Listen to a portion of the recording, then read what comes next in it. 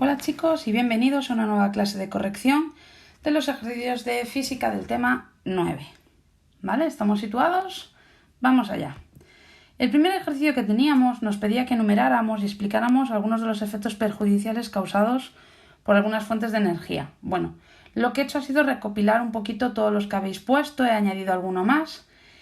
Bien, y lo que vamos a hacer es detallarlos mínimamente. Ocupación del espacio. Pensar, por ejemplo, en una presa. El espacio que antes ocupaba el río se ha tenido que masificar, es decir, ha tenido que desplazar especies animales, hábitats vegetales para poder construir esa presa. Por tanto, se está ocupando el espacio. O, por ejemplo, pensar en un parque eólico, ¿vale? Es un espacio donde el espacio aéreo está ocupado en ese momento. En este caso, los pájaros lo evitan en la medida de lo posible, pero no están excluidos de zona. El ruido, pues imaginaros, en el caso de los parques eólicos, el movimiento de las turbinas puede provocar cierto ruido que podría molestar a algunas especies animales. En el caso de en este caso, centrales hidroeléctricas, la cascada podría generar un ruido que no están acostumbrados los animales del entorno. Distorsión del paisaje, pues imaginaros en una montaña lo bonito que puede quedar una torre eólica, ¿vale? En la zona de Orense es muy típico de verlo. Si vamos hacia la zona de Mondoñedo, hacia Lugo, también son bastante habituales porque realmente no es tanto por el paisaje, sino por el régimen de vientos.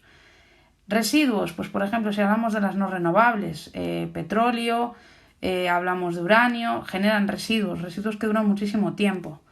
Contaminación, cualquiera de ellas puede provocar en algún momento contaminación del suelo, del aire, del agua, en forma de desde un papelito simple hasta un vertido de combustible o un vertido de un producto de limpieza o de lubricación. Desaparición de hábitats. Evidentemente, si los animales no están cómodos, lo que van a hacer es irse. ¿Qué es lo que nosotros podemos tener como hándicap? Que las plantas, los árboles, no se mueven. Bien, sí es cierto que debido a las sustancias químicas que en ese momento de forma natural hay en ese hábitat, se mantienen, pero si a largo plazo esas sustancias químicas que traen a veces pues los insectos o que traen mamíferos o animales que convivan en ese hábitat desaparecen, dejará de haberlos y por tanto estas especies morirán. El siguiente nos pide que hagamos una definición de fuente de energía renovable y en un segundo lugar que expliquemos qué quiere decir que sean renovables. Vale. Lo primero que voy a explicaros es por qué se llaman energías renovables. Se definen energías renovables aquellas que son prácticamente inagotables y se llaman inagotables porque proceden de la energía que está generando el Sol. Es decir, la regenera automáticamente. Si yo voy a la definición de renovable en sí, en el caso de las energías se refiere a aquellas que su tasa de renovación es más rápida que su tasa de consumo, ¿vale? En el siguiente ejercicio nos pregunta qué dos formas hay de transferir energía. Se transmite mediante la fuerza en forma de trabajo o mediante la diferencia de temperatura. Eran dos epígrafes, ¿vale? El encabezado de la pregunta. ¿Qué nos indica la temperatura? En este caso es una medida de la energía interna que tiene un objeto. ¿Qué pasa si ponemos dos objetos a diferente temperatura? Bueno, lo que se va a provocar es que uno de ellos va a estar más caliente que el otro y entonces el que está caliente va a ceder energía al que está frío, hasta un punto en el que se consigue el equilibrio térmico. Otro ejercicio. ¿De qué forma se puede propagar el calor y poner un ejemplo de cada una de ellas? ¿Vale? Por conducción, cuando estamos hablando de sólidos, por ejemplo, una sartén que está colocada en una vitrocerámica o fuego y yo lo que quiero es cocinar una hamburguesa en ella. Por convección, el cazo de leche en el desayuno, yo lo pongo al fuego, el líquido que está dentro se va a ir calentando progresivamente y va a ir subiendo la leche caliente hacia arriba y la leche fría baja para poder calentarse. Y por radiación tendría el sol. Explica para qué y para qué necesitamos los siguientes apartados. Bueno, voy a dejar que se escriban primero todas las respuestas y luego las vamos a ir comentando poco a poco. Bien. La A, comer. El ser humano cuando come lo que obtiene son dos sustancias principales. Por un lado los nutrientes, que son los que van a alimentar mis células.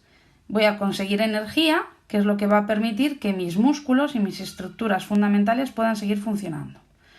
Si enchufo el secador De primeras lo que consigo es energía eléctrica que se va a transformar en una corriente de aire caliente que se va a estar moviendo y permite que mi pelo se seque. Cuando ponemos gasolina al coche, ese combustible va a entrar dentro de nuestro motor, se va a reactivar por una reacción explosiva en este caso, y lo que voy a conseguir es una energía motriz que permitirá que el coche se mueva.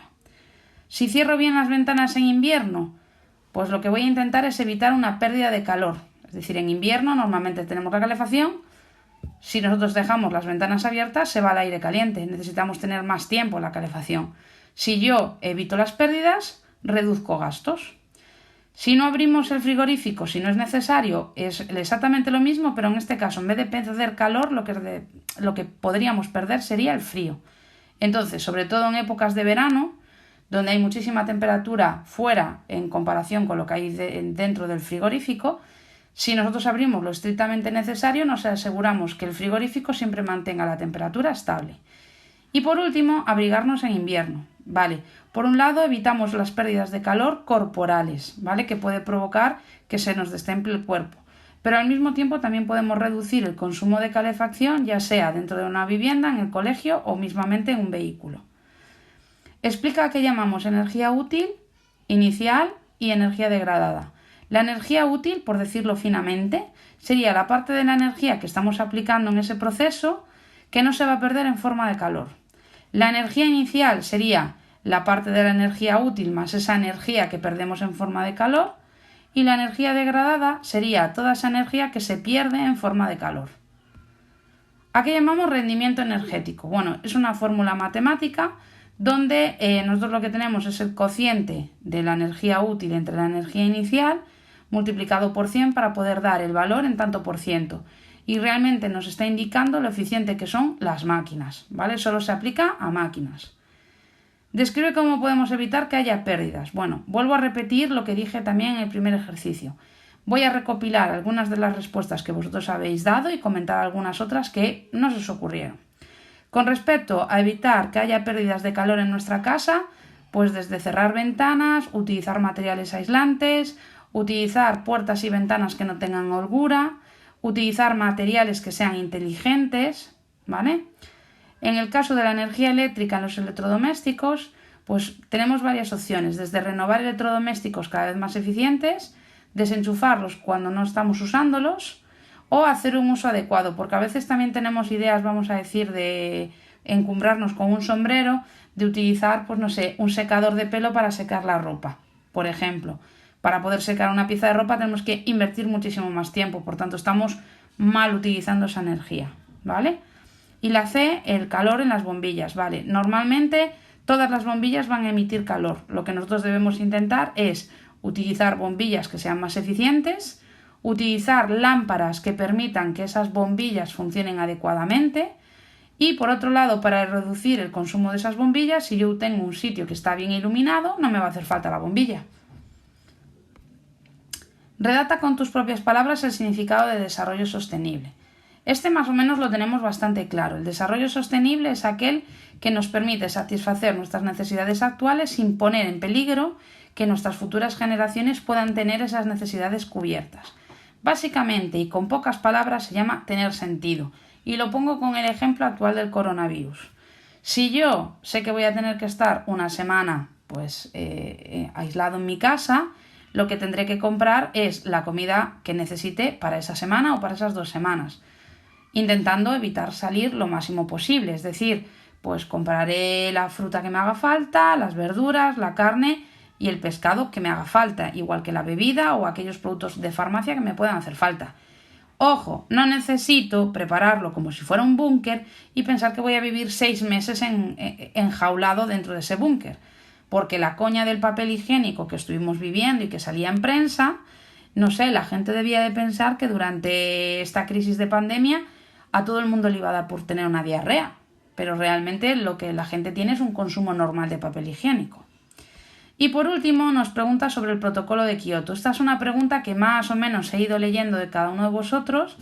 Se puede profundizar muchísimo más porque de hecho el protocolo de Kioto tiene para sacar petróleo, literalmente, que es una expresión hecha. Para que nos hagamos una idea, en 1997 100 países firmaron un acuerdo para intentar reducir al menos en un 5% la emisión de gases invernadero durante un periodo de tiempo controlado, es decir, entre el 2008 y el 2012. Pues desde el año 97 hasta el 2005 que entró en vigor, imaginaros la serie de reformas que pudo haber entre los primeros 100 países que lo firmaron. Vale, en el 2001, ¿vale?, había firmado el protocolo de Kioto 180 países, y un caso curioso es el de Estados Unidos.